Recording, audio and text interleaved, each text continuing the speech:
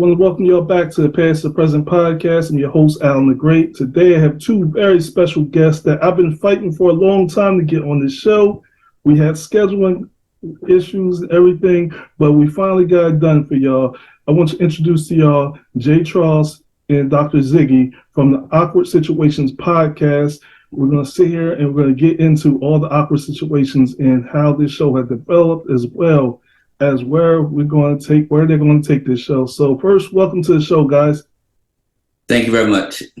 Thank you, sir. Thank you for having us. As you mentioned, Alan, some scheduling conflicts, some I don't even know what you call it, man. It's but it's good to be here now. Yes, we finally got it done. You know, the interesting thing was this show is called Awkward Situations, and the last time we had scheduled, we tried to get a schedule. And Dr. Ziggy, you probably hear this story yet, but it was an awkward situation that happened when we were trying to schedule it. So JTross was down in a break area working on something, and I ran into him, and he introduced me to his friend, but I don't know why. He told me her age. He's like, yeah, her name is such and such, and like she's 50 years old. I'm like, what the hell? We just stopped. Like, what the like, yo, what you doing? Like, why you tell me how old she was? It was crazy. Yo, listen, man, listen. Oh, sorry, I started to show off with that story.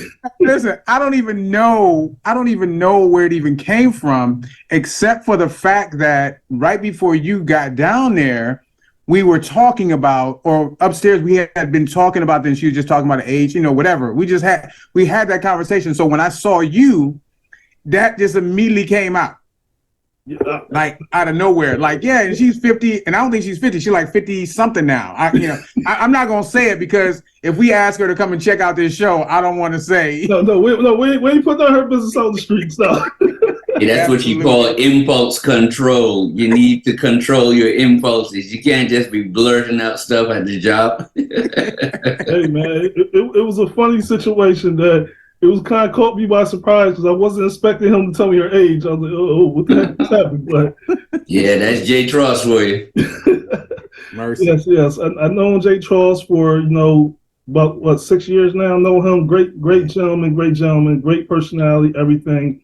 Have nothing but great things to say about him. Very intelligent man, always supporting me with, behind the scenes with my show, and a lot of things that we got done was, due to his assistance. So I appreciate him always, and that's why it's an honor to have him on the show. Dr. Ziggy, it's the first time I'm meeting you, but I want to get to the origins before we get into the show and get to the origins of your relationship. How did you two meet? We met at church. Well, as the people down south will say, church. We met at church, and we had similar personalities, and we kind of meshed from time to time. We didn't bump into each other often at first because he was always behind the booth doing some type of technical stuff, and I was in the congregation. He was off with the nobles. I was down there with the peasants, and so we didn't get to mesh very much, and we ended up. Wait, do you want to add to that? Because I don't remember the first time. Yeah, no, you're about right. It's interesting how you meet people. So sometimes you meet people without actually meeting people. Like, you never actually come up to them and say, hey, my name is this or my name is that. It was one of those where like we just passing through the night, you know what I mean? And at some point along the way, the train stopped at the same stop.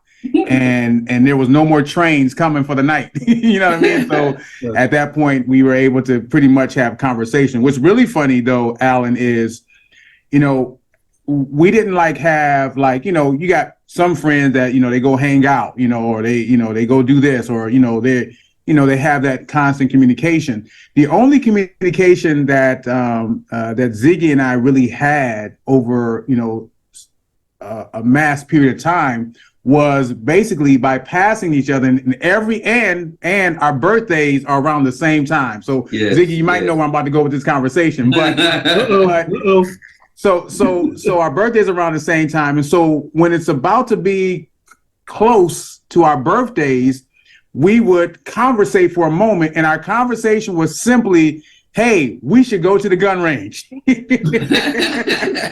Yeah, I didn't know him, he didn't know me, and we talking about we gonna go shoot some guns. Awkward. What was that, man? What was up with the gun range situation, man? You was trying to shoot something, man? No, man, listen, that was Ziggy's idea. Ziggy said, yo, he didn't even ask, like, yo, you got a gun or you like guns, whatever. Let's go to the gun range. And we would talk about it every year. But to this day, we have not gone to the gun range. Gotcha. But what we have done, though, we went to the Grand Prix. Yes, we did go to the Grand Prix one year. Yes, we went to the Grand Prix. Now, the gun range was because that's on my daughter's bucket list. So my daughter always wanted to shoot some guns. And I figured, hey, you know what? I didn't want to do the legwork. So if I can get somebody else to do the legwork, I just show up and shoot the guns and then everybody be happy, But I live too far away from everyone for it to be a practicality anyway. Right. All right, audience. I wanted to stop and say this for a second. I'm not sure how we got to a violent place where we're talking about guns and stuff. But, Awkward. This is what happens when, you invite people on your show. They start talking about shooting things up, In a similar situation, that's how me and JTross met too. It was kind of like, he was sitting, in the penthouse apartment, and I was down in, the basement, in the dusty basement area, at work, and, he just came down, and his personality, was so electric that, it's kind of hard if you ever meet him in person to not like him or not connect with him. He's just an all-around great guy. So it was kind of like we connected off of that, just, joking about certain things, technology, that sort of thing. But yeah. Yeah. We wasn't on camera. That's exactly what I said. He all right, man. And really be honest with you, meeting Alan was pretty interesting. As he said, he was in the dusty place. Absolutely. And he shared a space with someone else. Yes. But every time I would go down there, I'll be going just in passing, and we end up talking like 30 minutes on some subject. And the thing about Alan is he leaves you thinking, of course. Mm-hmm. And random topics would come up, and we would just talk about that conversation, whatever. And that's really where the initial, Alan, right? The initial invite to his show. Yeah, exactly. And that was like 5 years ago. Yeah. Seriously, yeah. I told you it was a long time. I've been chasing. Jose was, JTross. He was telling me that, I have this friend, and we're gonna have you on the show, and it's gonna be fun. 3 years later. Dr. Ziggy, I was wondering what was your thoughts on this, because I had never talked to you in the midst of us trying to schedule this. And I'm probably like, man, he probably think I'm like some kind of a-hole or something. Like, yo, what's going on? Like, what's taking so long? Because we talked about this a couple years ago. Oh, yeah. It was it just constantly, things just kept coming up on both sides. Like, oh, we're going to do it this day. Then, no, I can't do it this day because this happened. And, he's like, he seen me like a week ago. He's like, look, man, we just going to have to pick a day and be like, yo, on this day, at this time, we're supposed to sit down and talk. That's the only way this is going to work. I'm telling you. Yeah. So I'm glad you actually made the time. And it's a weekday, but, we made it work. I'm glad he changed the time, though. Yeah. Because the great changed it. I had to switch. I had to pivot a little bit. I had a crazy busy day. I'm not gonna get to it. It's been a busy week, and I had to pivot because I was like, I'm not gonna be able to make it at that time. And even down to the wire, I'm sitting there trying to run and handle stuff and trying to get the link sent all to you. I'm like, dang, they're gonna feel like I forgot about it. It's like 2 minutes before we're supposed to start, and I still ain't sent the link yet because I was still running around trying to take care of things. But I'm glad we made it happen, man. So awkward situations. How did you guys come up with the topic? Come up with this show idea? Awkward situations. Well, let me tell you how it started. It started with me originally because my wife and I, we were having a conversation. I used to be a high school teacher, and one day I was in the bathroom by the urinal, and it was like 4 urinals side by side, and I'm all the way in the corner urinal. And this student comes in there and stands right next to me. And he's looking me dead in my eyes with a smirk on his face. And he says to me, I like your watch. Oh, yo, what's it? He was like, I like your watch. I'm like, man, get out of here. He was like, no, I really like your watch. And I'm like, look, man, get out of here. And then he bust out laughing and then he leaves. But this cat, he was a real funny dude, man. And he was always doing stupid stuff. You know, he'd always make me laugh in the classroom. He was always, coming up with these crazy things. So I was talking to my wife in church one day, and I was like, yo, that was really an awkward situation. And she said, well, what would it be like if you started a show with just random awkward situations? And I said, well, I can't do it by myself. She was like, well, why don't you talk to Jose, because, JTross, because he has a personality like that, and y'all bounce off each other. It will be an exciting show. And so I went and I spoke to him about it, and we ran the concept by him, and he talked, he thought about it for a while, and he's like, yeah, that seems doable. And we talked about it for a couple of months before we actually got started. Now, do you want to add anything to that? No, man. I mean, listen, you said it, and let me tell you what the awkward situation was, Alan, is, I mean, he's said the story how he thought that went on his part. So when I got the initial call, let me tell you how the call went, right? I mean, I pretty much have this photographic memory of things, and stop me if I'm wrong. So and I kind of embellish things. I'm dramatic like that. That's what I do, right? So this is how the call came in, right? It was like, I pick up the phone like, hey, this is Charles. What's up? Hey, man, this is Ziggy, and hey, man, how you doing? I'm like, yeah, I'm good, right? I'm good. He said, yeah. So hey, man, so I like your personality. So I'm like, it's not like the I like your watch situation. Right. You understand the toilet when he said though, man, but right. You felt like he's hitting on you. Yeah. Like, I like. Where you going with this conversation? Yeah, I like your personality.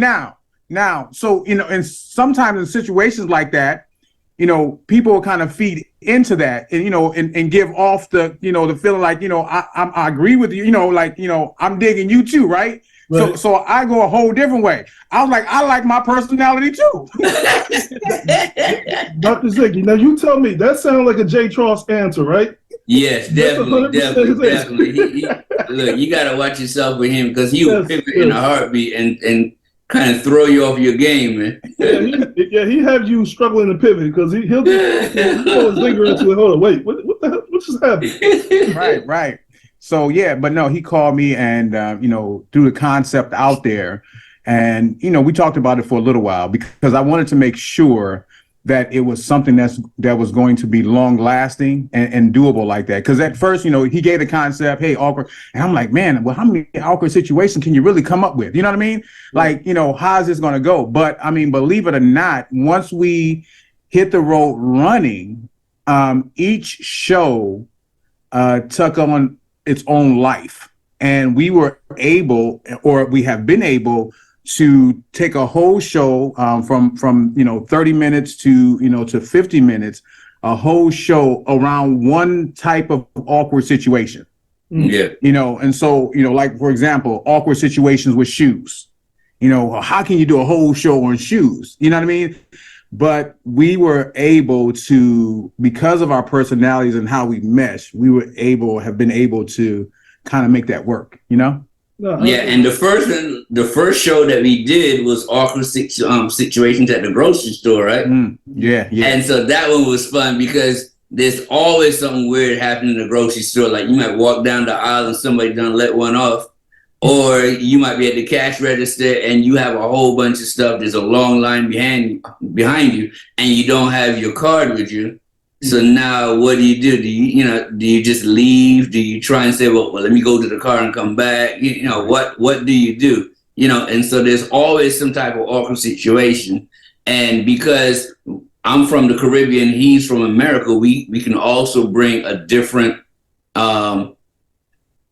mindset or thought process or experiences based on how we grew up also. And so it's been interesting. No, it definitely has. And one of the things when I sent out the invite, I said was I commented on you guys' chemistry. You definitely have a really strong and great chemistry. And you can pick up that if you watch the Awkward Situation show. I know it's available on Spotify, and we're going to get into all the other places that you can watch at. It's basically available everywhere. But if you watch the Awkward Situation podcast, one of the first things you're going to catch is that these gentlemen definitely have chemistry, and you can tell that they definitely, what they're telling you, that they bounce off each other 100%, and they don't miss a beat throughout the entire show. Now, one of the things you said was you pick. First, I want to touch on this real quick because you said something about, forgetting your card at the grocery store. Well, I'm just going to tell you about a quick story of mine. I was at, KFC getting my wife something, and I'm at the drive-thru. I ordered the food. I pulled to the window. I'm checking my pockets. I forgot my wallet. Now, they got the food ready, handed to me and everything. I had to tell them, like, yo, you got to hold on one second. I got to run back home, which is like 10 minutes away. I had to drive all the way back home, go get my wallet, come back and get my food. So, I don't know, man. I don't know what awkward it was. It was kind of like embarrassing, man, because when I had to pull back around to pick up my food, man, it was a little awkward when I got in there. It was the most uncomfortable I ever felt. But and I know it's awkward for them because they probably didn't think you were going to come back anyway, because a lot of people don't come back. That's what I was thinking, too. And I honestly, for a second, thought about not coming back. Like, yo, man, I shouldn't come back. This is embarrassing, man. You know what? How bad I want that food? I was like, man, I don't want to hear my wife's mouth, man. Let me just go ahead and grab this, man. But you know what? Today. Yeah, but would have been a really awkward situation is that you go back and get the food, you get home, and you call them asking them why your food cold. Yo, I was thinking that because, let me tell you, they ain't trying to, throw my drink away and give me a fresh drink or nothing, man. It's like, yo, here's the food we already made for you. Right. The ice melted. That's on you, bro. You should have forgot your card. But now, I'm sorry, go ahead. I actually heard a story recently about a guy that went off on the people in McDonald's because he ordered a 6-piece nugget and he only had 5. And rather than just simply say, yeah, I'm one short, he was like, oh, man, you taking from the brother. If I was white, you would have given me 7 nuggets, and now I got 5. Oh, this jacked up. This is racist. And he went off down the rabbit hole of something that was totally off base, for a simple mistake. So standing there, that will be awkward. Now, let me ask you a quick question. Have you ever been in an awkward situation where you're in the fast food restaurant and the manager and a worker are almost getting into fistfights? Oh, absolutely. Oh, man. Okay. Let me tell you, I don't know how awkward it was. It was uncomfortable. And, I actually utilized this at my office, like, yo, telling somebody, like, yo, you need to tighten up how you talking to, certain coworkers because, okay, I was at KFC, right? It was late night. We trying to go to KFC, grab dinner for the family. And, I guess the guy was new working there. He was like messing up everybody's order. I ordered extra crispy, and of course, KFC, they ain't have no more, but he didn't tell me that. So the woman, I guess she's the manager. She riding this dude hard. She's just yelling at him, cussing him out. And I commend the dude because he was taking it. He was eating it. And it was a lobby full of customers, and she was like getting on him. Then the other person that was there, she was getting on him. And I'm just like, yo, man, this is crazy to a point. Me and some of the people that was in there started talking to each other. Then one dude was like, dude, just stop, man. Just don't do nothing, man. She looked like she could knock you out, man. Just go sit down somewhere. It got bad, bro. When people from like the lobby was just like telling dude, like, just don't touch that, man. Just go stay in the corner or something. And somebody was like, yo, man, he gonna cry as soon as he get home, man. You mean not even make it home? People get to the car. It was bad. Then I had my son there. It made it worse because my son was there, and I was like, damn, man, I gotta explain this to my son, man. What's happening up in here? But yeah, definitely had that situation where, yeah. Now I'll give you one more real quick. I worked at Burger King. Now, mind you, this was like I was about 14, right? And you said something about the chicken nuggets, right? Yeah. Let me tell you what I used to do. I used to work in Burger King, and I used to run the fryer and stuff. So I used to throw an extra couple tenders. Like you order a 6-piece, I give you an extra couple tenders and stuff. So I'll tell you what one of the customers did, man. This dude ordered a 6-piece. I gave him an extra 4 nuggets thinking, I'm looking out for him. He brings it back to the register like, yo, man, y'all gave me too many nuggets in here. So he come back looking at me like, yo, dude, like, what the? I try to look out for you and you told me.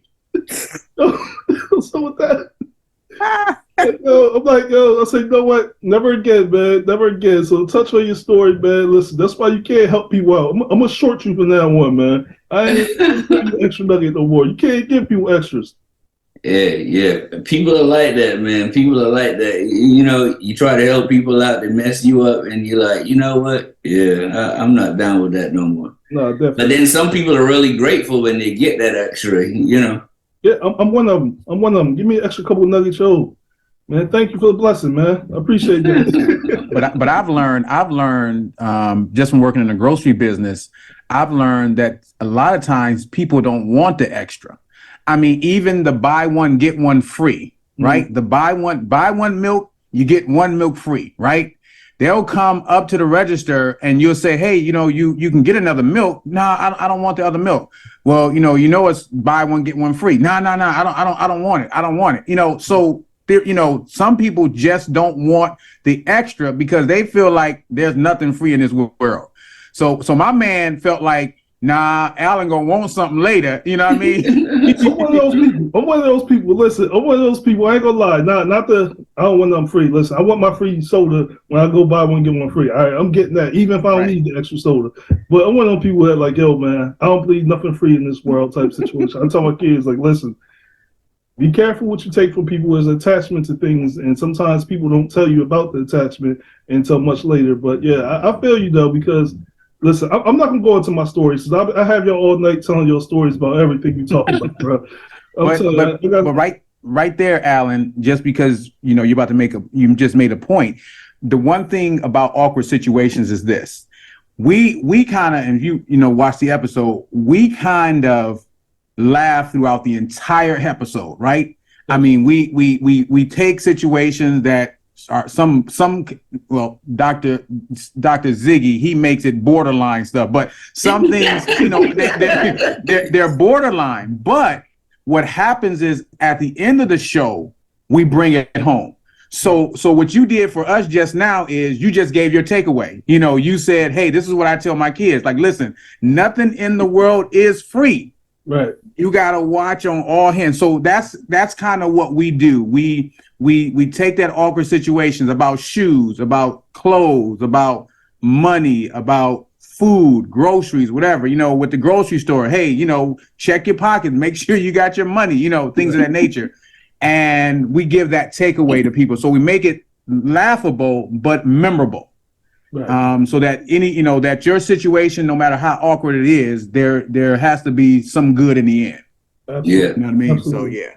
That's a very important message. That I tell people about my show as well. Like, regardless of whatever I talk about, it's always trying to find the silver lining in any bad situation, because nothing is, you know, just completely dark. There's light in everything. You just gotta find that little glimpse of light, and that little glimmer of light can light up a room if you allow it to and you utilize it the proper way. So I agree with you. It's very important in such a dark and bleak world to find light into certain situations, even when we're laughing about it. And, you know, awkward situations, which we're talking about, you know, my experiences, it wasn't funny at the time, but looking back at it, it's, you know, we can laugh about it. But I want to spin the block a little bit real quick. I want to go back to something we talked about. Excuse me. One of the things you said was you guys do a whole show based on one subject, such as sports or, you know, shoes. How do you guys come up with do the preparation to develop a whole show based on one subject? You guys have meetings before, you guys do research. How do you get to gather enough information to have these type of conversations? Well, first of all, we come in cold. We come in cold. We don't talk about what we gonna talk about. So we definitely don't know what the other person's bringing.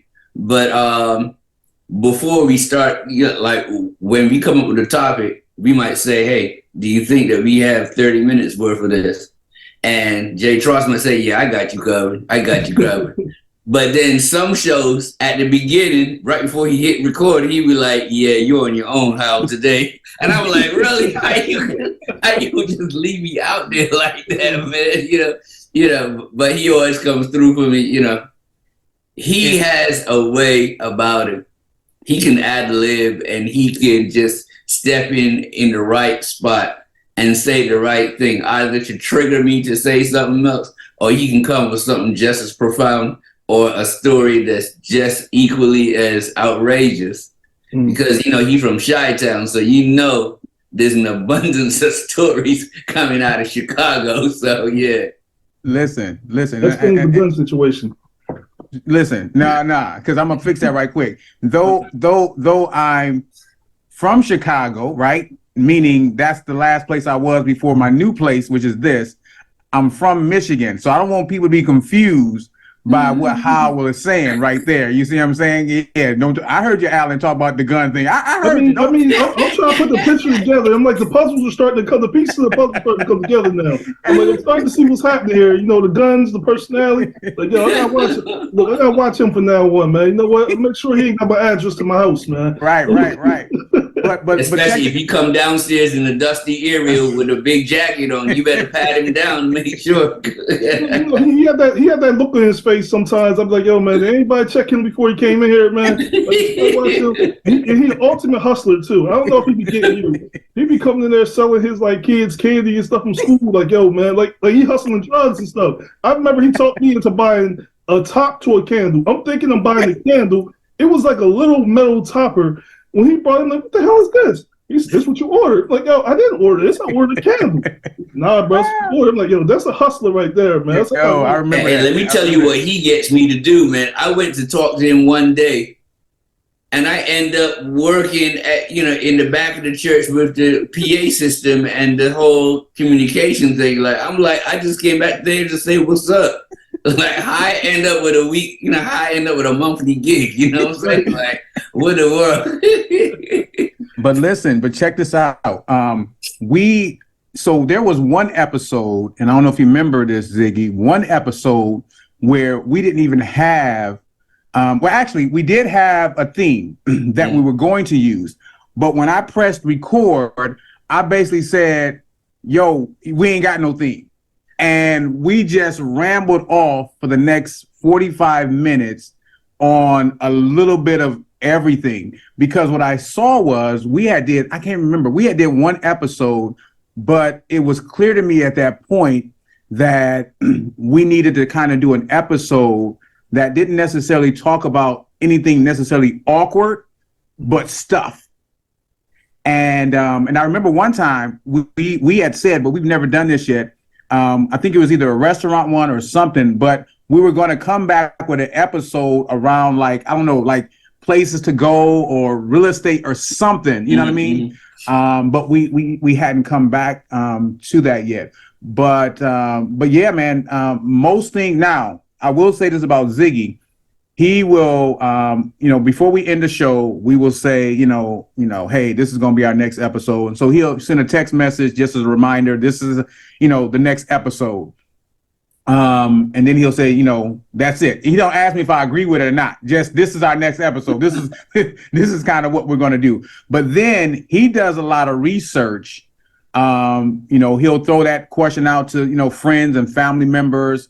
Like, hey, have you ever had this awkward situation? Then I do the same thing. I, kind of ask a couple people at work, like, hey, have you had this situation? And then we'll kind of tie that into to that next episode. We'll either start it out with some type of story, something just to get it going. And then from a couple of times, you sound like you reading stuff off the internet. Right. Exactly. I was like, yeah, that sounds like some internet stuff right there. Internet stuff. But it's straight up. I can. Some of these people, I'm protecting the innocent or the guilty, Alan. But some of them straight from your office. Oh, I can only imagine the stories you're getting from there. Believe me, I can only imagine them stories. Yes, sir. So you kind of like stole my question I was going to ask you. So I'm going to skip that question because you already answered that. I'm going to ask you this. Have you ever had a situation where somebody listened to you guys' show and got upset about the content, or, maybe you didn't say your name, but you shared a story that was told to you? Anybody ever got upset with you based on that? I mean, on my show, it happened. I got cussed the heck out because I did an episode and I didn't think it was that bad. I literally talked about 30 seconds or something, didn't say a name. And I ain't spoke to that person in probably about 5 years after that. Because I was like, oh, you cussing me out about what? It was the truth. I didn't say your name. Now, I've actually asked a person if it was okay. Okay. You know what I mean? Now, I did not, we got quite a few people who, like subscribe to the Spotify, whatever the case is, right? So, they do get the hit or whatever, but I'm not for sure the person actually watched the particular episode because, I'm a little dramatic. So I kind of ad lib and add to. Right. You could tell me I wore pink shoes one day, and I'm gonna say you wore pink shoes and you had holes in your stockings, whatever, just to add the flavor to it. Right. But I know I haven't had it. Now, if you ever really listen to episodes, you can tell right now that Ziggy has no friends. He has no friends and he has no family. Hold on. In Dr. Ziggy's defense, I listened to his show. I think he's the milder version of the show. I was like, I'm listening to him like Dr. Ziggy is like the reasonable person on the show. Oh my God. Trying to keep everything in context, trying to keep everything safe and PG so y'all don't get canceled. Listen. Like, you come out off the rip, you ready to go. You can tell as soon as you're like, hey, how's everything going? How you doing? You can like, oh man, here come the nonsense. He gave say something. Any second now, man. It's called in. Hey, but I will tell you an awkward situation that we had though. Went over to JTross's house and I walked through the door and I had a full-fledged groupie right there. Oh, yes. She's like, oh my God. I was like, yo, that's my first groupie. But it was awkward. It was awkward because he didn't let me know that I was going to walk into that situation. So I just walked into the room and she just went crazy. No, listen though. I didn't know because what happened was we had invited a few people over, right, Alan? Mm-hmm. So just, random people, whatever. And, we've given, a show to quite a few people, even people we know, right? Right. Hey, go check this out. So I don't think it clicked for her, Ziggy, until we were both in the same space. I think that's when it clicked because, as he said, she was like, "Oh my gosh," you know what I mean? It was like I was in Nashville, Tennessee. I was going to school in Huntsville, Alabama, and I just happened to be a part of a small little group, doing like puppeteering, right? Little puppeteering. And the head of this little group is, or still is, right? Is a member of a group called Take Six. Okay. It's a Christian group, a cappella, Take Six. Well, he invited me and this other lady over to his house, right? In Nashville. Just so happens when we get to his house, which has a studio and all this kind of great stuff, right? He was doing they were either having a meeting or whatever it was, right? Mm-hmm. With members of a group called Commission. Okay. And so so we were chilling with his wife, who's also a professional singer, right? When they got done, we were standing outside. These guys come walking out of the house. The girl that came with me, she went crazy. Wow. She did the same thing. Yeah.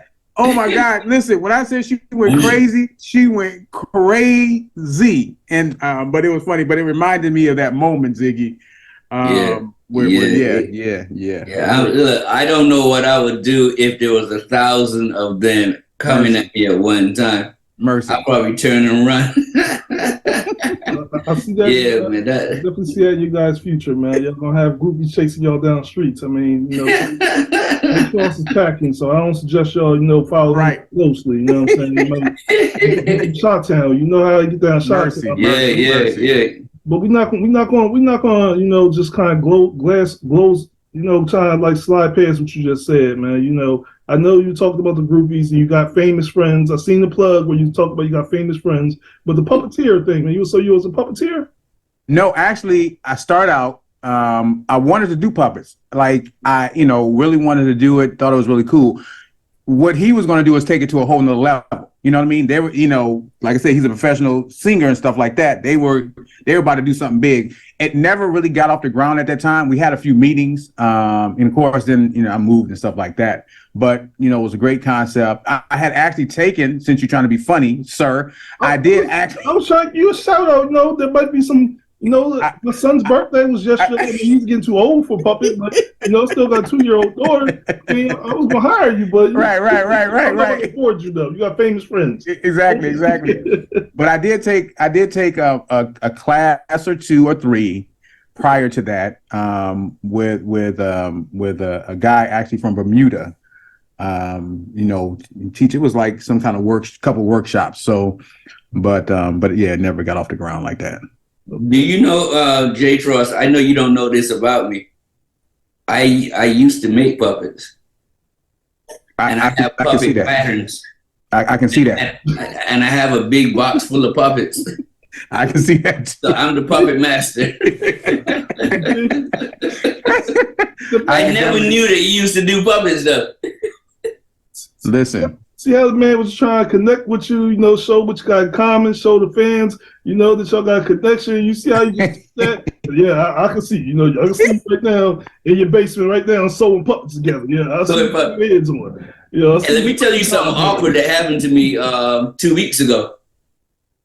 My wife told me that she had spoken to him years ago and asked him to look out for me and help me come into the church. My wife said, "Can you please befriend my husband because he's a heathen and he needs one Christian friend." And that's when we ended up doing the go-karts. You're right. Because we had similar birthdays, but I did not know that my wife was going behind my back trying to get me Christian friends. And the crazy part is, until he mentioned it to me, I actually had forgot about it. Like I didn't remember how we even had that connection. And when he brought it back to me, I was like, oh yeah. And then I felt bad because he dropped the ball. Oh my gosh! So you just completely dropped the ball when she asked you to look out for him. You just completely dropped the ball on that. Listen, Dr. Ziggy's still in church. He's doing well for himself. So no thanks to him. JTross, you should be like, yo, man, I did my job, man. Look at it now. I did my job, man. Listen, that just proves the fact that you can't count on everybody. Oh man. So Dr. Ziggy, hold on. I gotta come back and ask you a question, man. Based on what you just told me, so are you trying to tell us that you was in the streets too, man? You was out there with them guns too, man? Is that what you're trying to tell me? Listen, I grew up in the streets of London. Oh, you was in I don't know if you've ever watched any of the movies about London and England and how it is. Well, let me give you an awkward situation about London. I don't know, like, you know how in America everybody has like their basketball team. Like you may not even be from Chicago, but you could be a Jordan fan, right? Right. Well, in England, you have football teams. You are only allowed to like the closest football team to you. Okay. So if you live in Liverpool, you better be a Liverpool fan. Right. Manchester is only like 2 hours away tops. If you live in Manchester, you can't be a Liverpool fan, and you can't even go to Liverpool with Manchester clothes on because you will get beat up. Wow. And then you got Tottenham Hotspurs, which is in London. You have Manchester United, Arsenal. You have a whole bunch of soccer teams, but all their fans are in their areas. And so my school was in Tottenham, and one time we had like Liverpool come to play Tottenham. The cops had to block off the entrance to the stadium. So Liverpool had to enter through one entrance and Tottenham had to enter through a next. And then they had to take the fans to another train stop because they were literally fight. And you're talking about doctors, lawyers, politicians, teachers, everything. They will fist fight, go to work, come Monday, black eyes, missing teeth and everything. Wow. So that's what they do for their soccer teams. And so the streets of London can be a little rough. And if you don't know what it's like, then, it's crazy. So when I first came over here, it took some adjusting because American people talk a lot of stuff, but they don't fight. in England. Whoa. Listen, and I'm glad you paused there, Yo, Alan, 'cause man. let me tell you, this is how I think I think it had to be our first or our second episode. No, because it was January. Around January, we were doing an episode like in our beginnings, right? This is like 2021 or 22, whatever it was, right? And I had my jersey on, right? Because we were close. I mean, no, we weren't close, but I can't remember we had a possibility of getting somewhere, right? So I had my jersey on, everything, and I was just talking about football, da da da da. And this guy, right? Just like you just said, hold it. This guy says his exact words, similar, and it could be all based, was basically America don't know nothing about football. What y'all playing ain't football. Now, the ultimate argument, I was going to talk about that, but go ahead. Yeah, so I'm sitting here just like you did just now. I'm like, hold it. But continue, Alan. Go ahead. No, you good, because I was saying the same thing, like, okay, first I got to explain to the fans, listen, when you talk about football, overseas, soccer is considered football. It's not like, NFL teams, we call football. It's just, for the people out there who don't understand, there's, a difference. What they call football and we call football, there's still ongoing argument. But hold on, maybe talk about Americans, we be talking stuff. Look, I'm not trying to play overseas. I know y'all got some, some rough neighborhoods, and the rules is a little different overseas. I hadn't heard stories and stuff. Y'all don't play. I will admit, y'all don't play. You gotta respect it. You gotta respect people's hoods. But I'm just saying, man, we ain't all talk here. The fake gangsters, they do all the talking. The people who really about it, they ain't doing no talking. Look, JTross know what I'm talking about, man. He from Chicago, man. They don't talk about nothing, man. If y'all say I'm from Chicago one more time, man. All right, so let me clarify. When I was in high school, okay, this was a typical argument in high school. Okay. Oh, you don't like me? I don't like you. 3 o'clock. Okay, 3 o'clock. That was it. Teachers didn't even know there was a problem. Yeah. The argument lasted all of 5 seconds. At the end of the day, the bell rung. Everybody running outside. We form a big circle because we about to see a fight going on. In America, you will have a lot of back and forth before you even start bumping and all that stuff. We didn't do all that stuff. So when I first came over here, and the dude was talking trash to me, I was like, do I cut him? Or do I just walk away? Because he's doing way too much talking. Like, I don't get, look, if you're going to do something. Like, I don't get it. And then he said to me, and then the dude said to me, oh, we going to take this to the trunk. So you're going to tell me that you're going to go to the car and I'm going to just let you go to the car? Right.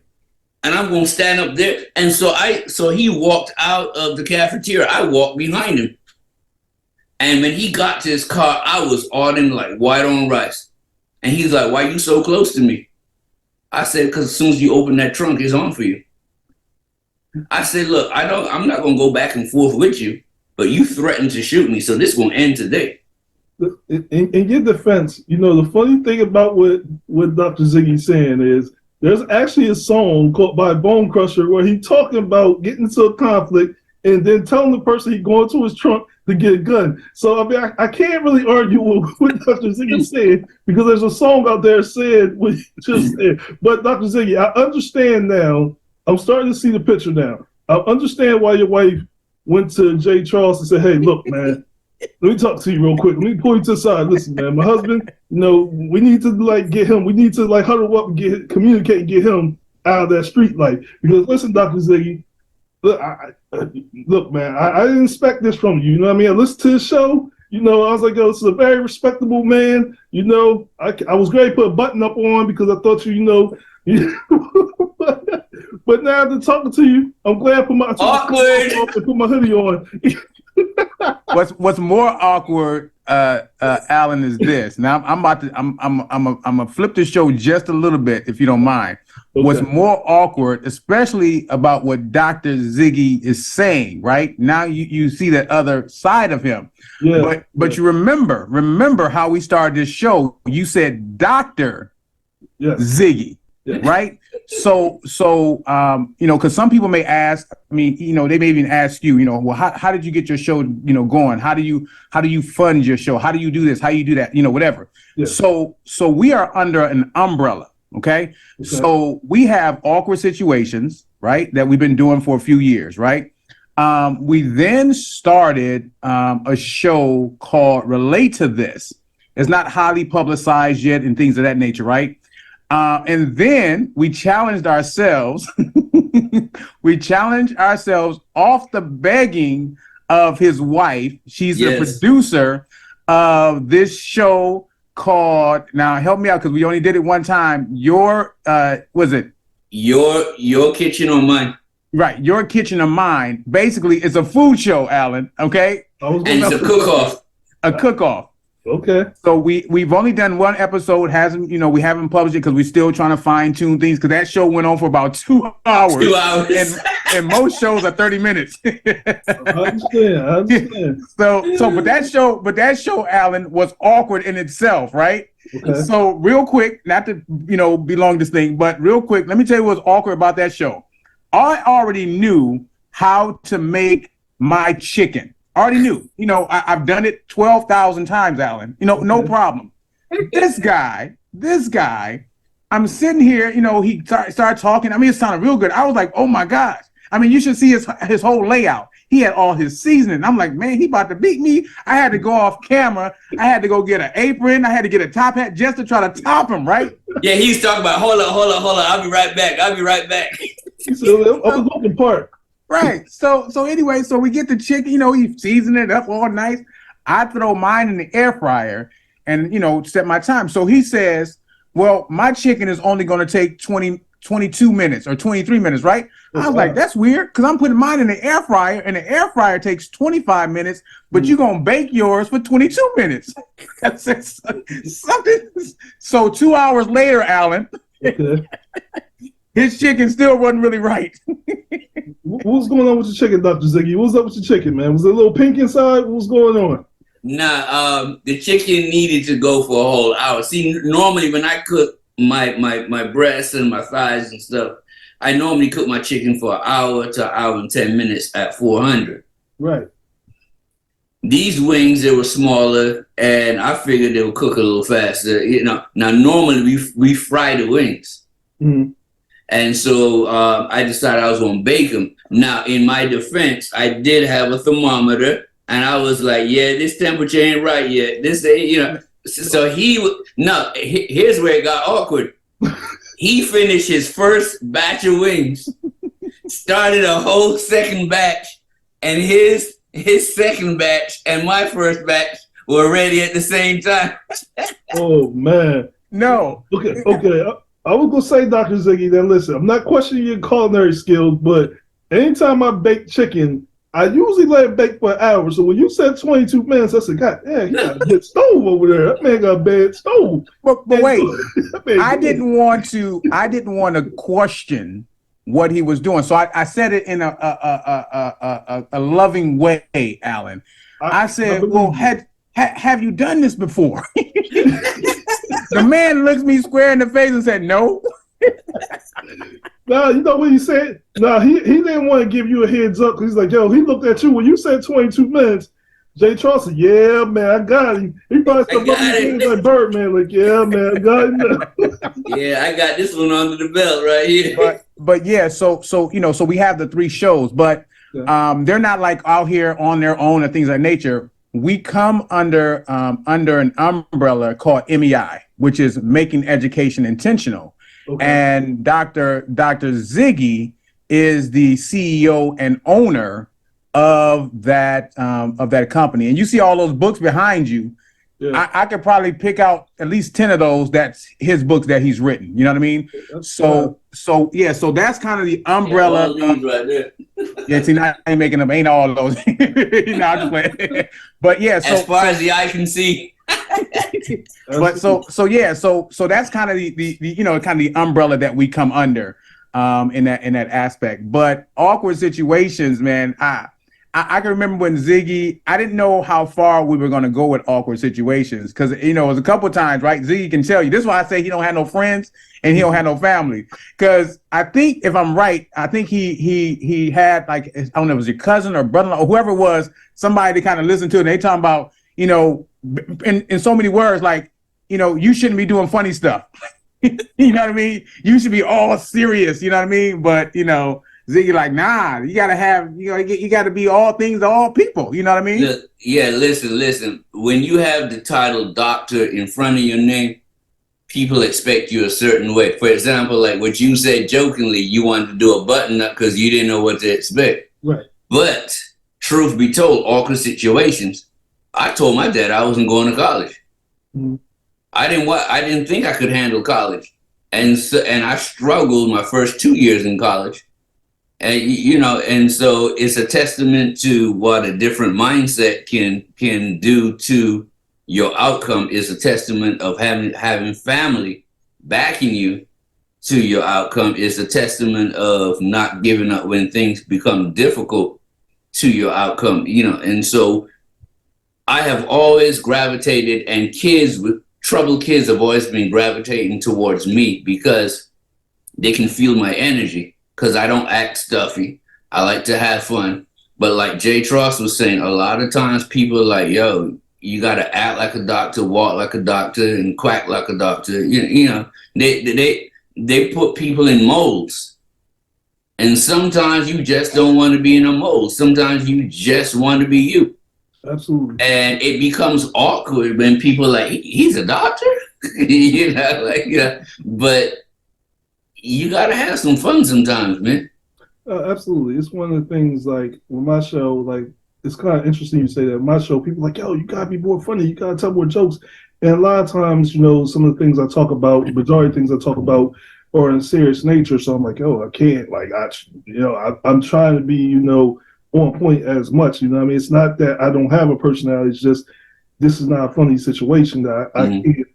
I can make funny, but I gotta be cautious of not to offend people in the midst of that. So I do understand that because, like I tell people off camera, like, trust me, you don't want to hear the conversations me and my wife have because you're gonna look at us like, what the hell is wrong with them too? Like, our personalities, the stuff we say to each other, and the type of jokes and stuff we say is just off the wall. But you know, sometimes, you know, you have to show the different dynamics of your sides, and you can't put people in a box. And I commend you for not allowing people to, you know, put you in that box of just because you're a doctor saying you gotta sit up straight and you gotta be all proper and you can't show your personality. I commend you on for being you.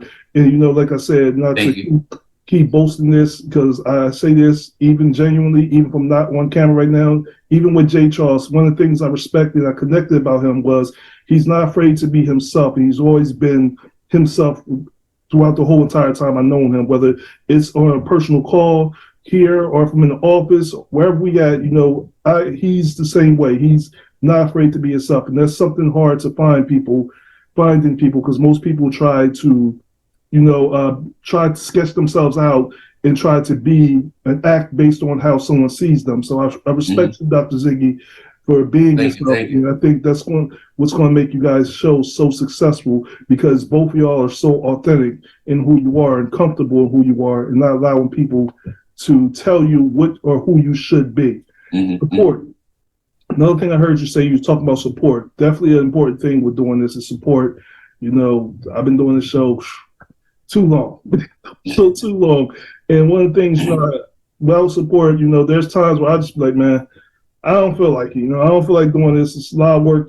You don't want to do it. So support is definitely a huge thing as well. I was going to talk about the cooking show. And but you guys gonna have that coming soon, correct? The new cooking show as well as other shows. Yeah.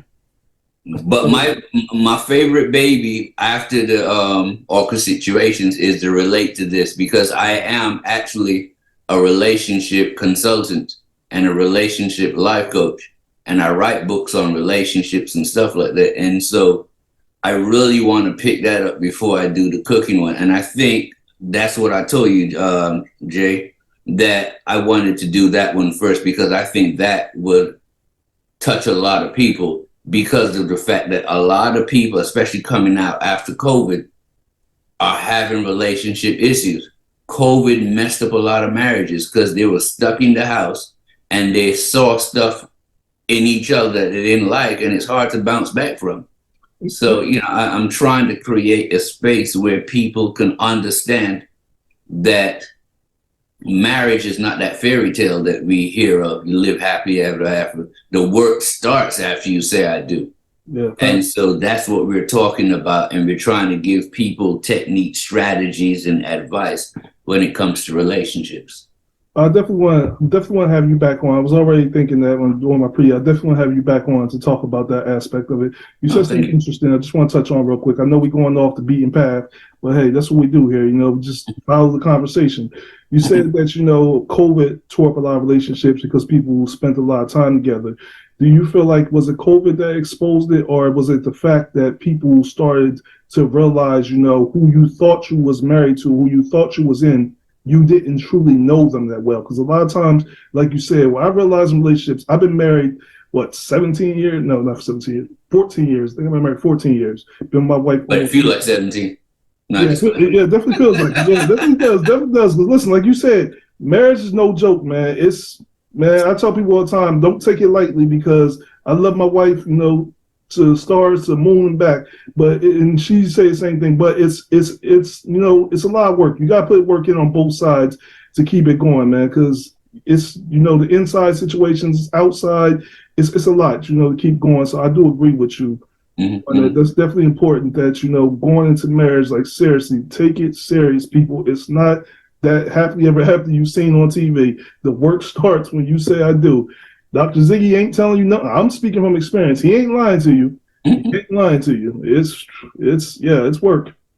Now you started to ask me a question. You asked me, do I think it was COVID or do I think it was people realized that they know each other?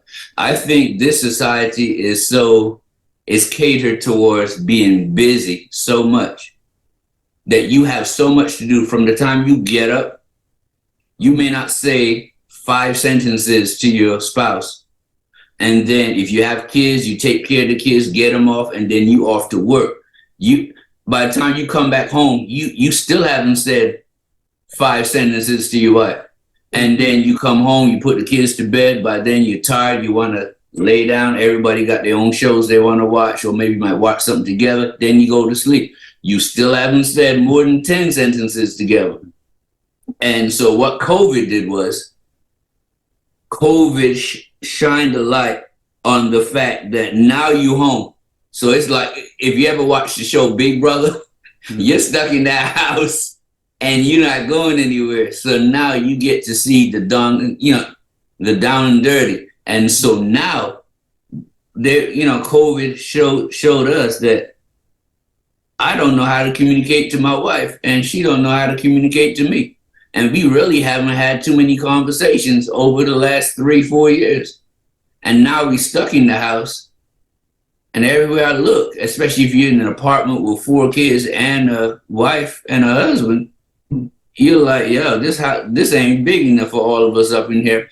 And people felt trapped for the first time because 24 hours a day, they're in the pressure cooker, just looking at each other. So COVID shone the light on people not being able to communicate properly and not knowing each other. And I think Will Smith, before that whole Will Smith blow up with his wife, he said in an interview, I thought I really knew my wife, but this COVID taught me that we didn't even know each other. And we didn't even know how to talk and communicate with each other. And we've been married for X amount of years. Yeah, I want to cut you off, JTross. I know you got something to say too. I'm just going to make it short. It's absolutely correct because it is difficult. Even in my relationship, I had to realize, I had to learn how to communicate. One of the things people say to me is, you're an excellent communicator. I'm like, yeah, but when I'm talking to my wife, she's the hardest person for me to talk to really open up and talk to. It's an interesting thing, but I don't want to jump too deep into that right now because we definitely want to have you back on because we're going to have to have this conversation. It's a whole nother show. What was you going to say, JTross? No, I was actually going to piggyback off of what Ziggy said, is that what COVID did, it exposed our weaknesses. as it relates to our relationships. I mean, it took what we would normally, our routine. Really, be honest with you, we did not have time to change our routine, right? It was pretty much, in some cases, like your case in particular, Alan, is they said basically everybody go home. Yeah. There was no time for the transition. They didn't say in 2 weeks you're going to go home. I mean, our IT department that was at one location, literally, when we went back in there, it was almost like an investigation. It was like stuff was left exactly how they left it. It turned into a museum, right? If the monitor was off, it was still off. If the monitor was on, it was still on. If I took off my shoes to rest my feet, them shoes were still sitting there. So there was no real time for the transition to say, hey, look, honey, hey, look, kids, this is what's going to happen. Kids, what happened was they told them, hey, don't worry about taking anything home. We'll see you on Monday. Knowing they weren't going to see them on Monday, right? So stuff was left at the school. They had a day where you can come and, pick up. So there was no real transition period, which caused like a big bang effect, right? Right. Like now where Ziggy was saying that I wouldn't talk, you don't have but 2 seconds to talk to your spouse normally. Now you had 24 hours literally of nothing but what do I say? What do I say? Times a year and a half. Yeah. How do I say it? Well, what do they really want to eat at lunchtime? What do they want for snack? Because in some cases, let's be honest, in some cases, your spouse or you fix the lunch for the other, whatever. And a lot of times you don't eat it. You end up going out to eat because you didn't want that, right? Right. So now they're fixing you a peanut butter and jelly sandwich for lunch, and you sitting there like, nah, I'm good. I'm gonna lose weight for the next year. You know what I mean? So from personal experience. No, I'm good. I eat the peanut butter and jelly sandwich. That saves on the dollars some days. So anyway, so it really exposed our weaknesses. Now I'm going to say this, and then you can come back in, Alan, because I know we're probably getting close to the end of the show. But I'm going to say this, and I'm going to say this out loud. And I told Ziggy this last week, right, on our episode. No, 2 weeks ago I think it was, or last week it was when we did our episode of Relate to This. I opened up with this whole thing, this monologue, and I can tell Ziggy was writing notes down. I mean, the first time I ever seen him write a note down based on what I said, right? So I'm gonna say this: since I've been working and sharing the stage as co-host with Dr. Ziggy, and I said doctor in particular right now, is through that I have learned, right? I've been like his Karate Kid. He's been like Miyagi, Mr. Miyagi, and I have picked up a lot of what he has been putting down, and I've been able to share. So the things that I shared just now, Alan, I would normally preface it with my disclaimer as I do on the show. I would say, listen, I'm no expert. Right. Dr. Ziggy's the expert, and he'll stop me when I say something wrong, but he hasn't had to stop me yet. So, you know what I mean? So, but literally, to be honest, in my last words is simply that awkward situations has allowed Ziggy and myself to really mesh in what we do. You know what I mean? It never really started out as liquid jello, if you will, right? It never really started. I mean, it was already gelling.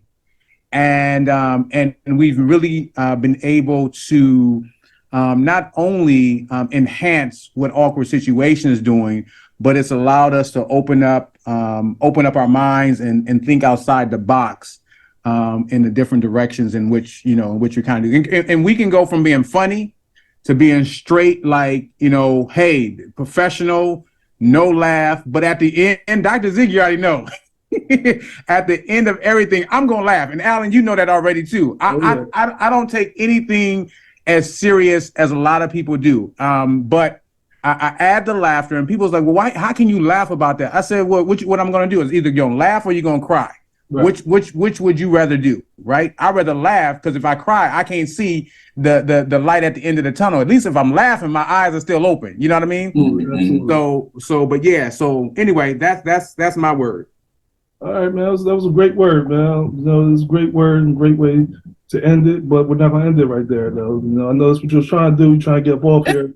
So I'm gonna let you off here because I can see you're starting to sweat and everything. Oh, no, It's okay. no. Listen. I've been to houses and people politely told me, leave. This ain't the first time. Listen. It's okay. Listen. You know what? Oh, no. Next time I invite you on just by yourself because this man, since like the 30-minute mark, he been there checking his watch. Like, yo, man, yeah, I know we're about 5 minutes, but I'm gonna say some last words. No, wait, Alan, hold it now. Now listen. When I said it's my last word, what I was saying was I know we're gonna be on here at least another 40 minutes because my last word will take Dr. Ziggy into another 45 to 50 minutes. So I'm just gonna sit back. That's why I sat back like this. I was like, now I got mine out the way. No. I'm gonna let y'all go on this. All right, check this out. I'm gonna let y'all go on this. I know you gotta go. Listen, what COVID did for me was it produced a 2-year-old because now I got a baby. That's what COVID did for me. My wife been trying to get me to have another child for like 4 years. And it took COVID for me to finally have another child. So now I got a 2-year-old daughter chasing me around, bullying me every day. Word. Listen, Oh, wow. I'm getting tired of being bullied in my own house, man. I thought I ran my house until she came along. She runs the house now. She got me in check. But this one. Wait, also, Alan. Yes, Alan, sir. I'm sorry. Yes, I didn't mean to cut you off, but I had to right there. I remember when you said that your wife was pregnant, and I was excited for you all. I mean, like with Zig, it was like I was an uncle, right? Or even like I was a dad, like my son about to have this baby. But now I'm putting, as you said earlier, you're putting the pieces of the puzzle together. The way that he said it to me that day was like this, Zig. My wife's pregnant. Whoa, bro! I was I was happy that my wife's pregnant. Okay, at this point, I kind of I was happy about it. No, I'm just messing.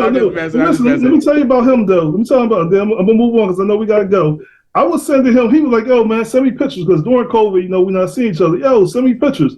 It went from me sending him pictures and he responding to I sent him a Christmas card, text like, "Hey, Happy Christmas, Merry Christmas." It's New Year before he say Merry Christmas back. I sent him a Happy New Year's. It's like Mother's Day before he say Happy New Year back. I said, God darn, this dude went from answering my texts and stuff. Then when COVID's over, he don't even respond now. Now I can't get. You know what? I ain't saying on Father's Day nothing no more. Mercy. Man. I said, it's kind of funny, but. Do you know what that reminds me of? That reminds me of an airplane friend. When you get on an airplane, you have that conversation, and then as soon as the plane lands, they act like they don't know you no more. They getting up trying to get this stuff, and they trying to, face water because they don't want to talk anymore. Yeah, it's they just want that time to go by. I call that the cruise ship theory. You've been on a cruise before, you're on there 7 days with them friends. But when they say it's time to get off the ship, they don't even know you. They're like, move out my way. I'm trying to get off the ship. Now I know what the situation is. Thank you, Dr. Ziggy, for coming on, because now you clarified, the relationship now. So when he want to sell some popcorn or something, Mercy. Cool, don't come in my area no more. I'm shutting down. Mercy. Man.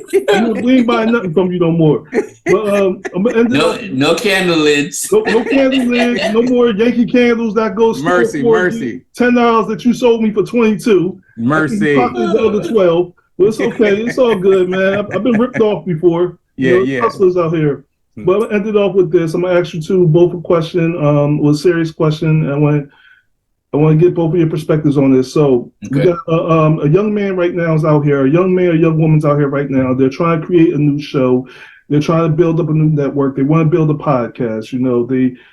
What would be the advice you would give them? And you both can give them. What advice would you give them to not just prepare them for the journey, but to keep going when things get rough, when things don't look good, when they don't have the support, they don't have the viewership?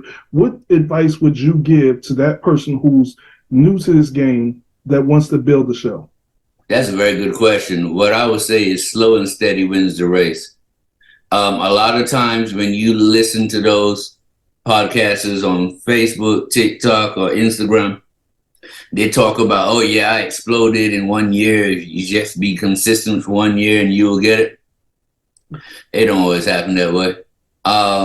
Some people are lucky, some people aren't. Some people just get in at the right time, some people don't. Some people's topic are a little, better than others. Some people look better. Some people, there's so many different things that can influence your viewership. And so all I can say is slow and steady.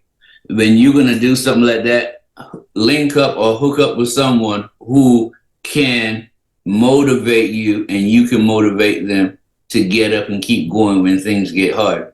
And just make sure that it's something that you love, because you might have to do it and you might be the only person watching it, or you and 5 other people, and it might be 1, 2, and 3 years in. But what we do know is if you're consistent, eventually things will take off. The problem is people get disheartened when it doesn't happen and they give up right at the last minute. Mm. But if they just held on 6 more months, 2 more months, 1 more year, it would have exploded. Maybe it's not your time yet. Make sure you pick a topic that you can get a lot of content in. Mm. Make sure it's a topic that you love, because those days where you don't feel like doing a show, you still got to dig deep and bring the same energy that you always bring to, especially to the first episode. The last episode has to be just as energetic, if not more. Okay. So you got to love it. You can't just do it because you're trying to get money. Do it because you're trying to put something out there. That's what I would say. Okay. Dr. Tross, JTross, what you got for me?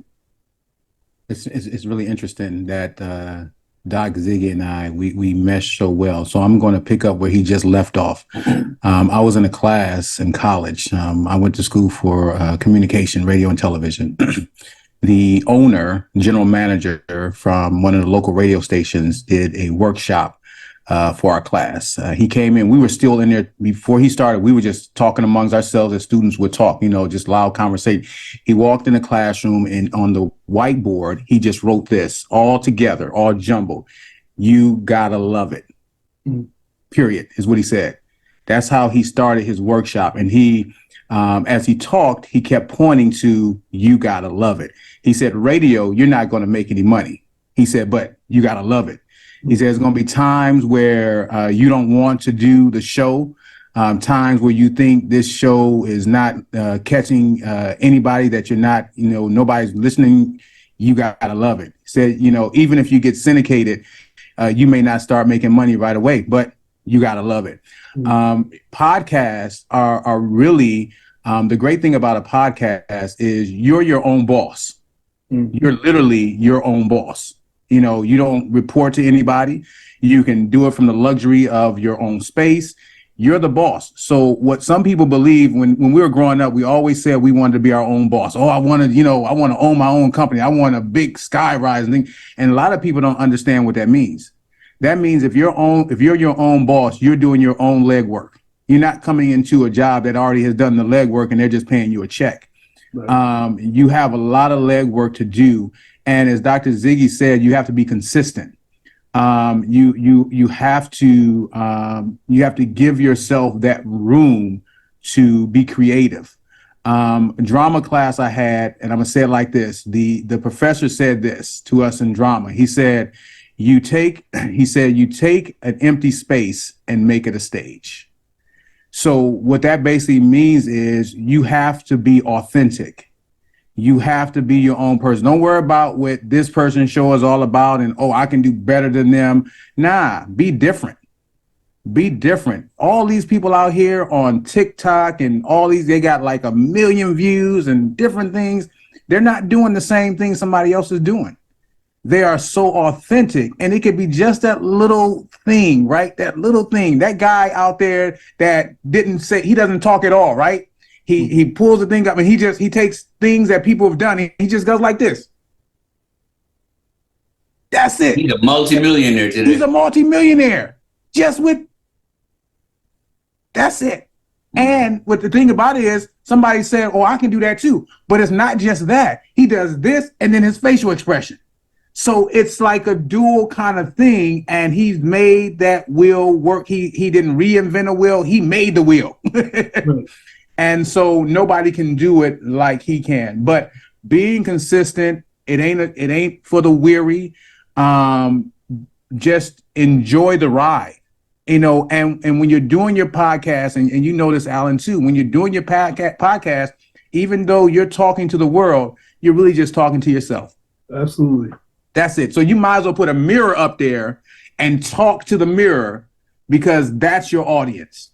Absolutely. So if you don't like it, if you don't laugh and you're trying to have a funny show in the mirror, then that's not your show. Absolutely. There you have it.